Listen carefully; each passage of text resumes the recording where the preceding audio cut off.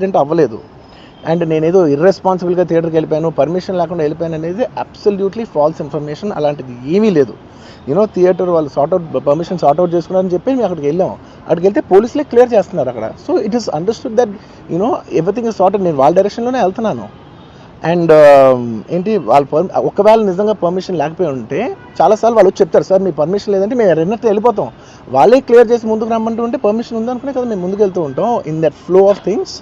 So నేను ఆ mind స్పేస్లోనే ఉన్నాను. అండ్ మీరు ఇలా అన్నారంట, మీరు అలా అన్నారంట, కాళ్ళు చేతులు ఇరిగిపోతే పర్లేదు అన్నారంట అంటే డెఫినెట్లీ చాలా బాధ వేస్తుంది. అందులో ఏంటి, ఒక నేషనల్ మీడియా ముందు ఇలా మాట్లాడతాం అనేది నా క్యారెక్టర్ అసాసినేట్ చేసినట్టు కదా దేశం ముందు.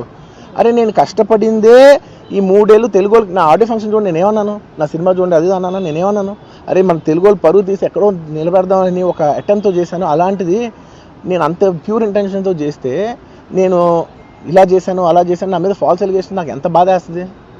I'm having a few hourly updates about what's happening with the kid.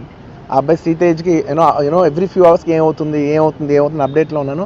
Good thing ఏంటంటే తను బాగున్నాడు, లైట్ కదులుతున్నాడు, he's progressing. This good thing that's are happening. ఇన్ని మిస్ హ్యాప్స్లో అదొక్కటి ఆనందపడగలిగిన విషయం.